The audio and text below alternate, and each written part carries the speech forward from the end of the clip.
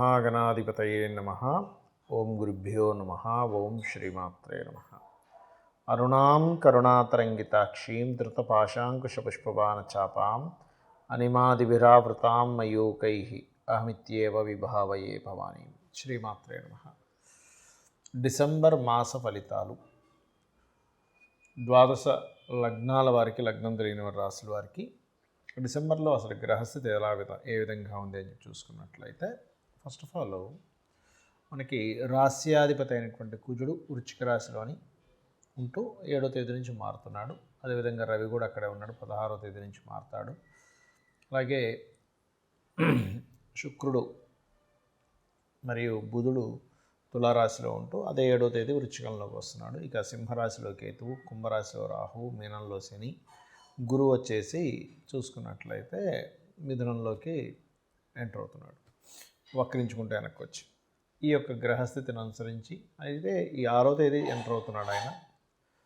ద్వాదశ లగ్నముల వారికి, లగ్నం తెలియని రాశుల వారికి ఏ విధంగా ఉండబోతుంది, ఏ విషయాల పట్ల జాగ్రత్త తీసుకోవాలనేటువంటి అంశాలు ఒక్కొక్కటిగా తెలుసుకుందాం. అయితే ఈ విషయాలు చెప్తుంది నేనైనప్పటికీ కూడా చెప్పిస్తుంది సాక్షాత్ లలిత అమ్మవారిగా చెప్పిస్తుందనే భావంతో తెలుసుకుందాం. కుంభం వారి కనుక చూసుకున్నట్లయితే, ఈ కుంభరాశి వారికి 2వ స్థానంలో శని ఉంటూ కుజుడి యొక్క దృష్టి ఉన్నందుకు కాస్త వ్యాపార సంబంధించినటువంటి విషయాల్లో, కుటుంబ మరియు ఈ లాభ సంబంధించినటువంటి అంశాల్లో, కుటుంబ విషయాలు, లాభ సంబంధించిన విషయాల్లో కొంత మీకు ఎఫెక్ట్ అనేటువంటి చూపిస్తుంది.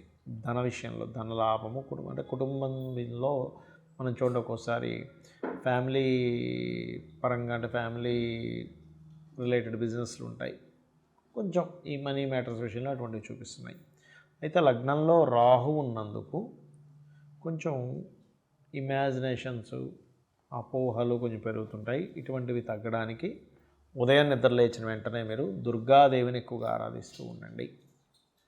అలాగే ఉద్యోగ సంబంధించిన విషయంలో మీకు ఫస్ట్ వీక్ ఏదైతే ఉంటుందో, మొదటి వారము అంత అనుకూలంగా లేదు ఉద్యోగ సంబంధించిన విషయంలో. 2, 3, 4 వారాలు మాత్రం కొంచెం అనుకూలంగా ఉంది. కాకపోతే అది కూడా ఉన్న ప్రదేశం నుంచి వేరే ప్రదేశానికి మారడం వల్ల మరింత తక్కువ అనుకూలం చూపిస్తుంది. కొత్త వాహనం కానీ, గృహం కానీ, ఏదైనా కొత్త వస్తువు కానీ కొనుగోలు చేసేటువంటి యోగం అధికంగా చూపిస్తుంది. సంతానం విషయంలో, ప్రేమ వ్యవహారాలకు సంబంధించిన విషయాల్లో కొంచెం ఎక్కువ స్ట్రెస్ ఉంటుంది ఇక్కడ. ఎందుకంటే పంచమంలో ఉండే గురువు మీద రాహు దృష్టి ఉంది, లగ్నంలో ఉండే రాహు దృష్టి ఉంది. కాబట్టి ఈ ప్రేమ వ్యవహారాలు, సంతానం సంబంధించిన విషయాల్లో కొంత ఎక్కువ స్ట్రెస్ని ఇస్తూ ఉంటుంది. ఈ నెల కాస్త చూసుకోవాలి. అలాగే వివాహ నిర్ణయాలు, జీవిత భాగస్వామి వేరే ప్రాంతానికి వెళ్ళడము, వివాహ నిర్ణయాలు తొందరపడి తీసుకోకూడదు లగ్న రాహు సప్తమ కేతు ఉన్నందుకు. మరియు అదేవిధంగా ఇక్కడ ఈ కుంభము వారికి ఉద్యోగ సంబంధించిన విషయంలో మరింత అభివృద్ధికరమైన వాతావరణం రావాలి అనుకుంటే శనికుజ గ్రహాల దగ్గర దీపారాధన చేయండి.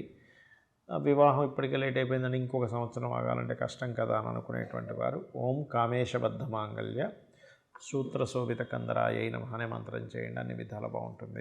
చాలామంది నన్ను అడుగుతున్న విషయం ఏంటంటే, మీరు గోచార ఫలితాలు చెప్తున్నారు, ఈ గోచార ఫలితాలు కాకుండా మనం వార ఫలితాలని, మాస ఫలితాలు చెప్పుకుంటూ ఉంటాం కదా, అసలు పర్సనల్ చార్ట్ మూలంగా ఎటువంటి జాగ్రత్తలు తీసుకోవచ్చు, ఎటువంటి విషయాలు తెలుసుకోవచ్చు అని నన్ను చాలామంది అడుగుతున్నారు. అదేమిటంటే, ఫస్ట్ ఆఫ్ ఆల్ మనం పర్సనల్ చార్ట్ తెలుసుకోవాలంటే మనకి లగ్నము, నక్షత్రము, రాశి, గ్రహస్థితులు ఎలా ఉన్నాయో తెలుసుకోవాలి. ఇది తెలుసుకోవాలంటే మీరు పుట్టిన తేదీ, నెల, సంవత్సరము, సమయము, ప్రాంతము కావాలంటే మీరు ఏ ఊరిలో పుట్టారు, ఏ సమయంలో పుట్టారు, ఏ తేదీలో, ఏ నెలలో, ఏ సంవత్సరంలో పుట్టారు. దానివలన మీ యొక్క గ్రహస్థితి, అంటే మీరు పుట్టినప్పుడు ఉండే లగ్నం నుంచి గ్రహాలు ఎక్కడెక్కడ ఉన్నాయి, మనం పూర్వజంలో చేసుకున్న కర్మల మూలంగా ఆ గ్రహాలు అక్కడ స్థితి పొంది ఉంటాయి. అంటే కొంతమంది చూడండి ఫైరీ నేచర్ ఉంటారు, కొంతమంది ఎమోషనల్గా ఉంటారు, కొంతమంది అంటే ఒక్కొక్కరు ఒక్కో మనీ మైండెడ్ ఉంటాయి, good communicators, very strong, very fiery, కొంచెం ఎమోషనల్గా ఉండేవాళ్ళు, ఆర్టిస్టిక్ నేచర్ ఉండేవాళ్ళు, ఎక్కువ గొడవలు పెట్టుకునేవారు, సోషల్గా ఉండేవారు, సీక్రసీగా ఉండేవారు, ఎక్కువ స్పిరిచువల్గా ఉండేవారు, ఎక్కువ వర్కాలిక్గా ఉండేవారు, బిజినెస్ మైండెడ్తో ఉండేవారు, సేవాతత్వంగా ఉండేవారు, ఇట్లా రకరకాల వ్యక్తులు ఉంటారు. అది అసలు మీరు ఏమిటి, అసలు అలా ఉండడం వల్ల మీకు లైఫ్లో బాగుంటుందా బాగోదా అనే విషయాన్ని మీ తత్వం ఏంటని వెరీ క్లియర్గా జాతకం చూసి చెప్పచ్చు.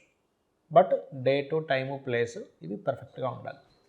దానివల్ల ఎక్కడ డ్రాబ్యాక్ అవుతుంది, నేను ఏం చేస్తే బాగుంటుందని తెలుస్తుంది. ఇక రెండో పాయింట్ ఏంటంటే ఇక్కడ మీ ధనం, ఈ ధన సంబంధించిన విషయాల్లో చాలామంది చూడండి ఏదో చదువుతారు, ఎక్కడికో వెళ్తారు, అది వర్కౌట్ అవ్వదు, లైఫ్లో చాలా సంవత్సరాలు వేస్ట్ అయిపోతుంది. అసలు ఎందులో బిజినెస్ చేస్తే ఇప్పుడు ధనభావాధిపతి ఎవరయ్యారు, అది మెడికలా, ఇంజనీరింగా, లేకపోతే ఫుడ్ రిలేటెడ్ సంబంధించిందా, ట్రాన్స్పోర్టింగ్ రిలేటెడా, రీసెర్చ్ రిలేటెడా, స్కూల్స్ పెట్టుకోవాలా, కాలేజెస్ పెట్టుకోవాలా, లేకపోతే ఓన్గా చేసుకోవాలా, జాబ్ చేయాలా, లేదా ఇక్కడ చేయాలా, వేరే దగ్గరికి వెళ్తే బాగుంటుందా, విదేశాలకు వెళ్తే బాగుంటుంది, ఇవన్నీ కూడా మీ ధనాధిపతి చెప్పేస్తాడు.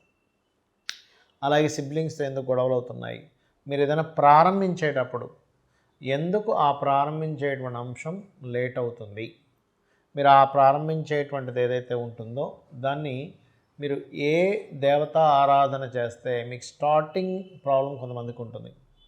అలాగే మీరు ఏ డైరెక్షన్లో ఉండే గృహంలో, అంటే మెయిన్ డోర్ ఎక్కడుంటే, మీరు ఎటువంటి దాంట్లో ఉంటే అది మీకు, ఎందుకంటే వాస్తు మనకు కొంత సపోర్ట్ చేయాలి.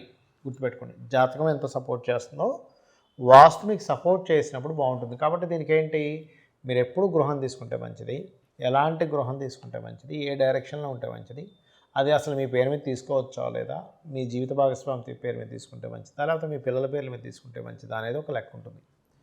అలాగే ఇక్కడ సంతాన అభివృద్ధి అనుకోండి, ప్రేమ వ్యవహారాలు అనుకోండి, ప్రేమించి పెళ్లి చేసుకుంటారా, లేకపోతే నార్మల్గా ఇంట్లో వాళ్ళు చూసిందేనా, లేకపోతే 2 వివాహాలు ఉన్నాయా, ఒకవేళ జీవిత భాగస్వామిని ఇంకా తప్పించుకోలేని స్థితులు ఉంటాయి కొంతమందికి ర్యాష్గా ఉండేవాళ్ళు, రకరకాల వ్యక్తులు వస్తూ ఉంటారు. మనం యాక్సెప్ట్ చేయవలసిన పరిస్థితి ఉంటుంది కొన్నిసార్లు. అలా అసలు ఏమైనా ఉందా, లేకపోతే కలిసి ఉండకుండా విడిపోతారు, ఇవన్నీ కూడా మీ జన్మజాతకంలో ఉంటాయి, గుర్తుపెట్టుకోండి. అది ఇంకోటి ఏంటంటే రుణరోగ శత్రు స్థానాలు, 6th హౌస్, అలాగే ఆ విషయాల గురించి తెలుస్తుంది, మీ కెరియర్ గురించి తెలుస్తుంది, మీ విదేశీ యోగం గురించి తెలుస్తుంది, మీరు ఏ బిజినెస్ చేస్తే బాగుంటుందో తెలుస్తుంది. ఇప్పుడు మీకు నడుస్తున్న మహాదశ ఎటువంటి రిజల్ట్స్ ఇస్తుంది, ఈ రిజల్ట్స్ నుంచి మీరు మంచి అవుట్పుట్ రావాలంటే మీరు ఏం చేయాలి, అలాగే మీరు పర్టికులర్గా ఈ యొక్క మహాదశల్లో ఏ అంతర్దశల్లో బాగుంటుంది బాగోదు అనేటువంటి అనేకమైనటువంటి అంశాలు, మీ పాస్ట్లో జరిగినవి కానివ్వండి, మీకు ప్రజెంట్లో జరుగుతున్నవి కానివ్వండి, మీకు ఫ్యూచర్లో ఉండేటువంటి కొన్ని అంశాలు కానివ్వండి, ఇవన్నీ కూడా మీ పర్టికులర్గా మీ పర్సనల్ చార్ట్లో అది ఎలా ఉంది అనేటువంటి చెప్పేదే మీ జన్మజాతకం.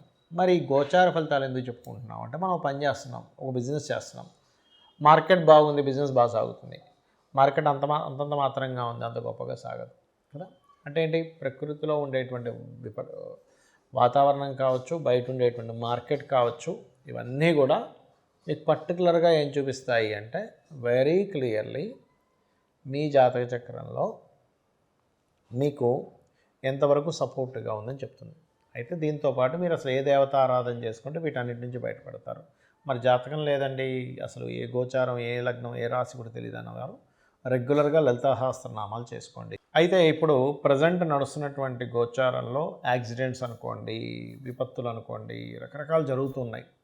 దీని నుంచి ఎవరికి ఎటువంటి ఇబ్బంది కలగకుండా ఉండాలి, లైఫ్లో బాగుండాలి అంటే మీరు చేయవలసింది ఏమిటి అంటే సింపుల్గా ఏం లేదు. మీరు గుర్తుపెట్టుకోండి, మీ యొక్క ఇంటికి దగ్గరలో ఏదైనా ఆలయం ఉంటే రెగ్యులర్గా వెళ్ళడము, శని, రాహు, కుజ, గురు, ఈ 4 గ్రహాలు గుర్తుపెట్టుకోండి, ఈ 4 గ్రహాల దగ్గర దీపారాధన చేయండి. మీరు ఎక్కడికైనా బయటికి వెళ్ళేటప్పుడు ఒక్కసారి మీ ఇష్టదైవాన్ని తలుచుకోండి. మీ ఇష్టదైవం ఎవరు, శివుడా, విష్ణువా, నారాయణుడా, అట్లా మీ ఇష్టదైవాన్ని తలుచుకొని బయలుదేరండి. ఖచ్చితంగా మీకు ఇబ్బంది అనేటువంటిది కలగదు, గుర్తుపెట్టుకోండి. అదేవిధంగా గోశాలకు వెళ్ళడము, చండీ పారాయణం చేయడము, అదేవిధంగా దుర్గా అష్టోత్తరం చదువుకోవడం, ఇవి చేయండి, ఖచ్చితంగా మీకు బాగుంటుంది. శ్రీమాత్రే నమః.